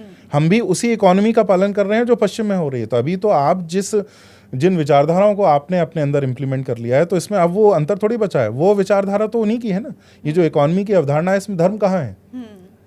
जैसे जो अमेज़ॉन को आपने जब अलाउ किया, ऐसी किसी कंपनी को, अमेज़ॉन का जो तरीका है कि छोटे छोटे सारे व्यापारियों को मार देना है, ये तो धार्मिक, आप किसी भी कॉमन सेंस से पूछ लीजिए, यह धार्मिक दृष्टि तो है नहीं, परंतु business sense, it makes business sense, ऐसा है, ये शब्द सुनते होंगे और यह पूरे समाज में चल रहा है। तो आप अपने मान्यताओं का पालन कर ही नहीं रहे हैं। इसी प्रकार से चीन ने भी जब इस तरह का वो किया तो अर्थ और काम का तो साधन किया, परंतु उसमें धर्म नहीं है। तो जब धर्म की दृष्टि से आप अर्थ और काम की साधना करते हैं तो बैलेंस में करते हैं। और हमारे यहाँ एक अवधारणा है सृष्टि स्थिति लय की। जब आप कुछ बनाते हैं तो उसको अपहोल्ड करना और फिर उसको लय करना, यानी उसको विलीन करना, यह भी इम्पॉर्टेंट है। इसलिए ब्रह्मा विष्णु महेश हैं। ब्रह्मा क्रिएट करते हैं, विष्णु अपहोल्ड्स और महेश और शिव वो लय करते हैं, लय यानी डिसॉल्व करते हैं। तो अगर जो चीज़ बनती जा रही है और डिसॉल्व नहीं हो रही तो वो कैंसर नहीं। कैंसर क्या है? टिश्यूज क्रिएट होते रहते हैं, डिसॉल्व नहीं होते हैं। हमारी नॉर्मल बॉडी में टिश्यू बन रहे हैं और पुराने टिश्यू डिसॉल्व हो रहे हैं और वो चले जा रहे हैं, इसलिए एक हेल्दी बॉडी है। तो हेल्दी बॉडी के लिए लय बहुत इंपॉर्टेंट है, परंतु बिना धर्म के समाज को लय का पता नहीं है, वो केवल क्रिएट करता जाता है। तो आप ये देखिए ना, दिल्ली में जो कचरे के पहाड़ हैं, इन्हें ये कचरा बनाना तो आता है पर ये कचरा जाएगा कहाँ, इसका कुछ पता नहीं। तो इकोलॉजी का जो डिस्ट्रक्शन इस विचारधारा से भारत और तो पूरा विश्व अब जिस उस पर चल रहा है उस विचारधारा से चलेंगे तो डिस्ट्रक्शन होगा। तो आपका जो प्रश्न था कि जो चाइना कर रहा है वो तो अच्छा कर रहा है, शॉर्ट टर्म के लिए तो अच्छा दिख रहा है, सारे ही देश अच्छा दिख रहे हैं, परंतु अगर आप इसी पथ पर आगे बढ़े तो पूरी पृथ्वी का विनाश हो जाएगा।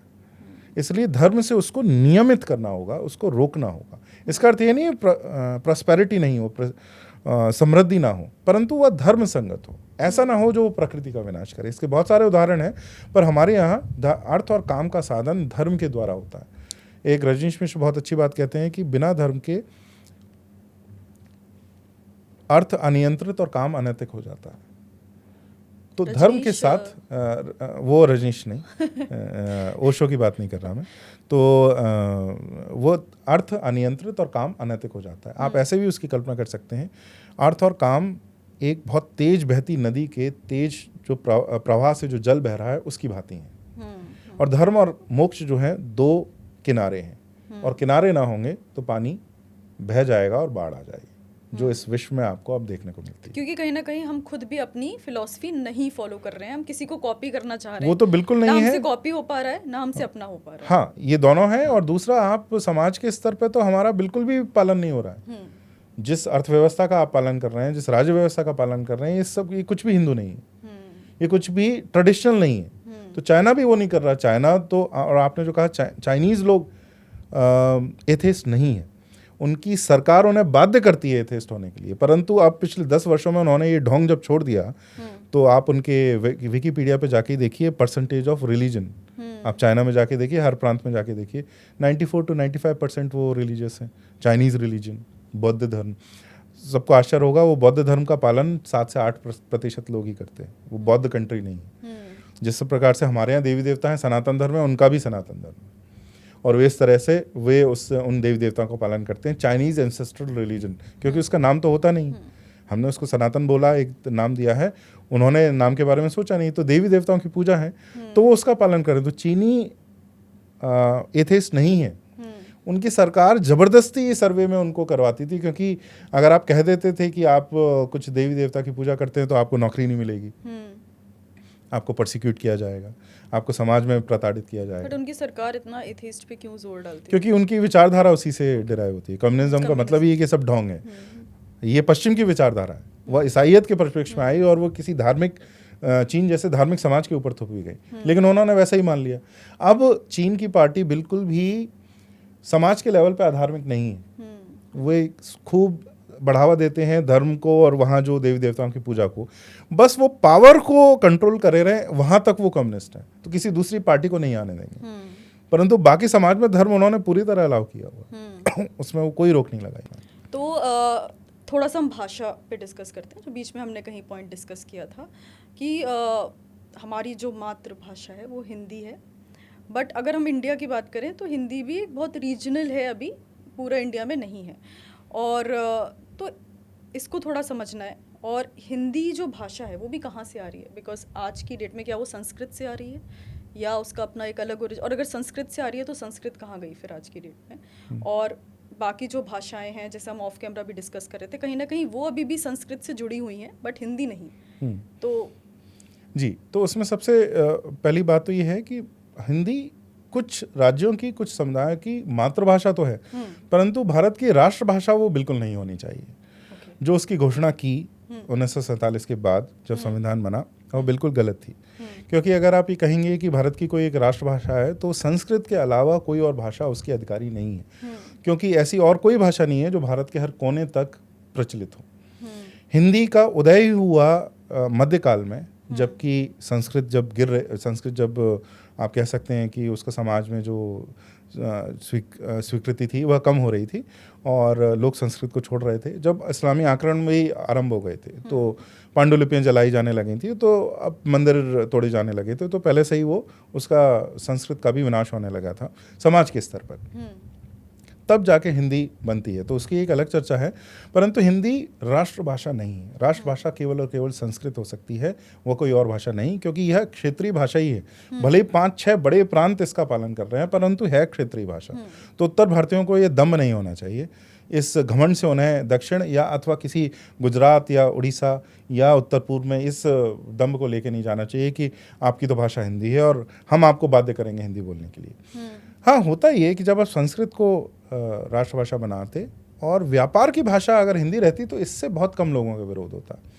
कि आप मद्रास जाके, चेन्नई जाके किसी से डोसा मांगेंगे, एक डोसा, उसको डोसा देने में आप इतना बोलेंगे, वह भी एक डोसा दे देगा आपको और इससे आपको कोई समस्या नहीं होगी। व्यापार की भाषा में सब इसको स्वीकार कर लेते और इससे कोई समस्या नहीं होती। यह बहुत बड़ी त्रुटि थी नेहरू की और हमारे राज्य की कि उन्होंने हिंदी को थोपा।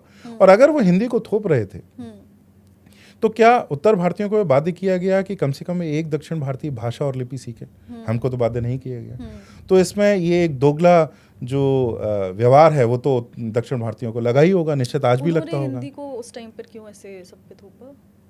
क्योंकि एक भाषा जो बनानी थी उन्हें लगता था, और संस्कृत को जो नेहरू हैं वो बहुत इंग्लिश एजुकेटेड थे, उन्हें हिंदी ढंग से नहीं आती थी, हिंदुस्तानी का वो समर्थन करते थे, संस्कृत तो बिल्कुल भी नहीं आती थी, तो वो उसके पक्षधर नहीं थे। जबकि जो पहले से बड़े विद्वान कहते रहे, अगर भारत में एक भाषा जो बांध सकती है वह संस्कृत है। उसका कारण ये है, अगर आप भाषाओं के मूल में जाएं तो शब्दावली जो है उसके कोर में संस्कृत के धातु ही हैं जो उनके शब्द हैं। अगर आप मलयालम में जाएं तो देखिए, मलयालम में बादल को बोलते हैं काड़ मेघम, अभी शुद्ध संस्कृत का शब्द है। सरदर्द को बोलते हैं ताल वेदना, ताल की वेदना। अब ये तो संस्कृत है, किसी को भी समझ में आएगा। इसी प्रकार से तेलुगु है, इसी प्रकार से कन्नड़ है, तमिल भी उसमें इतनी संस्कृत है, क्योंकि कई जो तमिल सेपरेटिस्ट थे उन्होंने यह प्रयास किया कि संस्कृत हटा दी जाए। तो जब संस्कृत हटाने गए तो वो इतना असंभव है कि उसके बाद तमिल ही नहीं बचेगी अगर आप पूर्णतः संस्कृत उसमें से निकाल लेंगे। तो संस्कृत को आपको राष्ट्रीय भाषा घोषणा करनी थी और उसके बाद उसको रिवाइव करने का प्रयास राज्य को बहुत करना पड़ता कि आप हर डिस्ट्रिक्ट में संस्कृत का सेल खोलते। जो अब संस्कृत भारती जो है एक्टिव हुआ है इस सरकार के बाद, 2014 के बाद। संस्कृत भारती 1947 से ही एक्टिव होना चाहिए था। आप सरकार को अपना धन खर्च करके हर गांव में संस्कृत की पाठशाला खोल के सबको संस्कृत सिखानी चाहिए थी, और कम से कम उन लोगों को जो दूसरे राज्य में जाके कार्य करते हैं, जो उस भाषा में काम करते हैं, संस्कृत की पाठ्यपुस्तकें निकालनी थी। तो संस्कृत की आप पाठ्यपुस्तक निकालते, संस्कृत की पाठशालाएं चलाते, एक दूसरे को सिखाते, हुए असंभव नहीं था। क्योंकि जब इजराइल बना 1948 में तो वो लगभग 60-70 देशों से उनके लोग आए, जो 1-2 वर्ष से नहीं, 1-1 हजार वर्ष से उन देशों में रह रहे थे। कि कोई जर्मन जानता था, कोई अरबी जानता था, और उन दोनों का एक दूसरे से कोई संबंध नहीं था। तो उन्होंने हिब्रू जो उनकी पुरानी भाषा है उसको रिवाइव किया, इतना रिवाइव किया, उसको बोलचाल की भाषा बनाए, और विद इन 5-10 ईयर्स जो है हिब्रू, आज आप जाएं तो हिब्रू बोलते हैं। तो जब उन्होंने ये कर लिया तो ये भारत के लिए भी संभव था। यहाँ इच्छा नहीं थी, वो दुरिच्छा से हिंदी को थोपा गया, जिससे बहुत कटुता फैली। भी अगर मैं एक कन्नड़ बन के पैदा होता अथवा तमिल बन के पैदा होता, तमिल में नाड में पैदा होता, तो मुझे भी बहुत ये इससे घृणा होती कि मुझ पर क्यों ये थोपी जा रही है ऐसी भाषा। और संस्कृत का ना पालन करने के कारण भारत की कई भाषाओं में उर्दू, अरबी, फारसी के शब्द बहुत अधिक आ गए। तो आपको ये चाहिए था, जो भारतेंदु हरिश्चंद्र ने और जयशंकर प्रसाद ने इस प्रकार का आरंभ किया था, कि हिंदी भाषा में संस्कृत गम्य शब्द हों, जिस तरह हम शुरू नहीं आरंभ बोले, आदत नहीं अभ्यास बोले, ऐसा उन्होंने आरंभ किया था। तो उसको अगर आप आगे ले जाते तो आज जो है संस्कृत फिर से इसमें आती। और भाषा का अगर आप स्वभाव देखें भारतीय भाषाओं का, तो इनका जो आत्मा है वह संस्कृत है। और अब जैसे आप संस्कृत को रिप्लेस कर देते हैं इनको बांधने वाला कोई तंत्र नहीं बचता। संस्कृत वह तंत्र है जो भारत की सब भाषाओं को एक करती है। जैसे आपने अलग कर दिया तो वे भाषाएं एक दूसरे से लड़ने लगेंगी। कहीं ना कहीं मैंने सुना है कि इवन इंग्लिश के बहुत सारे शब्द भी संस्कृत से आते हैं, क्या ये सच है? हाँ, क्योंकि इंडो यूरोपियन जो वो फैमिली है तो उनके रूट्स एक ही हैं। हाँ हाँ। तो वो संस्कृत ऐसी, क्योंकि सबसे प्राचीन भाषाओं में से एक है, तो वहाँ से बहुत सारे शब्द गए होंगे। जिस तरह से ऐसे जो शब्द हैं, माँ का जो शब्द है और मदर, और पिता है तो फादर या पेटर, जो उनकी सारी भाषाओं में, तो वह कहीं ना कहीं सिमिलर है। तो उसका वह बिल्कुल सही है। तो संस्कृत उसका सोल है। जैसे आप संस्कृत हटाएंगे, उसको फारसी, अरबी, तुर्की उसमें आएंगे, अंग्रेजी आएगा, तो उसका जो चेतना है वो बदल जाएगी। और एक दूसरे के पूरक होने के बजाय, भाषा एक दूसरे का समर्थन करने के बजाय एक दूसरे से लड़ने लगेंगी, जो आप देख रहे हैं, जो 1947 के बाद अपने देश में देख रहे हैं। भाषाई राष्ट्रवाद जो है, लिंग्विस्टिक नेशनलिज्म जो है, वह आगे बढ़ रहा है। वह होना ही था। संस्कृत को आपने जब नकारा तो इसका होना तय था। तो अब हमको यह त्रुटि सुधार के संस्कृत को स्थापित करना चाहिए।